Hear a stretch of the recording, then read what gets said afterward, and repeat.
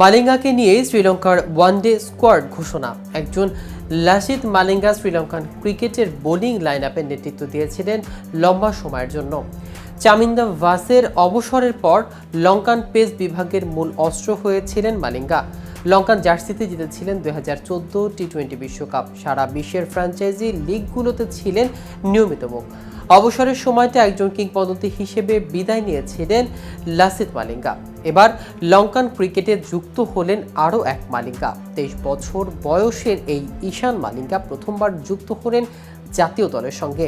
নিউজিল্যান্ডের বিপক্ষে ওয়ানডে সিরিজের দলে জায়গা করে নিয়েছেন এই ডানহাতি পেসার। 17 সদস্যের স্কোয়াডে ডাক পেয়েছেন leg spinning allrounder Wanindu Hasaranga ও ফাস্ট বোলার লাহিরু কুমার। বিস্তারিত থাকছে আজকের প্রতিবেদনের বাকি অংশে। কেটিভি ক্রিকেট চ্যানেল থেকে আপনাদের সাথে আছি আমি মাহমুদ রওয়ানসিয়া। গত নভেম্বরে ঘরের মাঠে হ্যামস্ট্রিং ইনজুরির কারণে নিউজিল্যান্ডের বিপক্ষে ওয়ানডে সিরিজ খেলতে পারেনি হাসারাঙ্গা। সোমবার আগের সিরিজের দল থেকে 4টি পরিবর্তন করে 17 সদস্যের তালিকা প্রকাশ করে শ্রীলঙ্কা ক্রিকেট বোর্ড এলএসসি।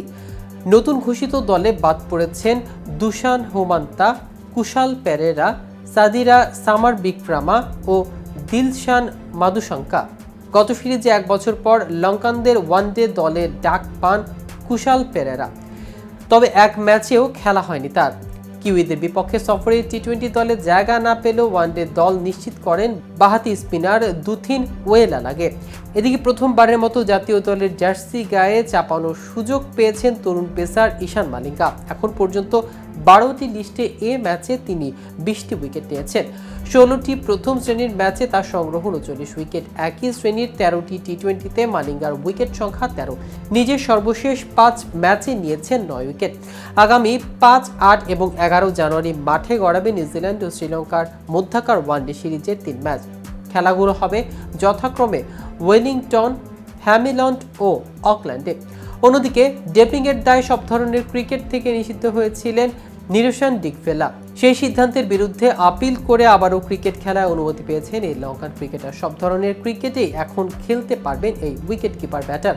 সর্বশেষ লঙ্কা প্রিমিয়ার লিগ চলাকালে ক্রিকেটারদের ডোপ পরীক্ষা করা হয়। সেই পরীক্ষায় উত্তীর্ণ হতে পারেনি ডিকভেলা, যে কারণে গত আগস্টে তাকে অনির্দিষ্টকালের জন্য নিষিদ্ধ করেছে শ্রীলঙ্কার অ্যান্টি ডোপিং এজেন্সি।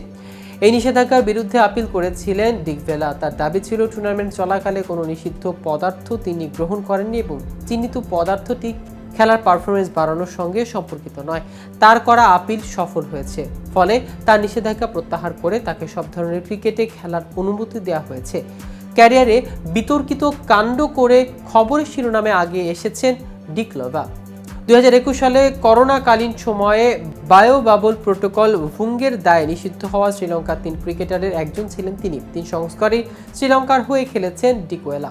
54 টেস্টে 2757 রান, 55 ওয়ানডেতে 1604 রান ও 28টি টি-20তে 480 রান করেছেন তিনি। আন্তর্জাতিক আঙ্গিনায় তার 2টি সেঞ্চুরি আছে ওয়ানডেতে। তো ভিউয়ার্স, ভিডিওটি সম্পর্কে আপনাদের কোনো মতামত থাকলে আমাদের কমেন্ট করে জানাতে পারেন। সাথে সাথে নিয়মিত ক্রিকেট আপডেট পেতে কেটিভি ক্রিকেটের সাথে থাকুন। ধন্যবাদ।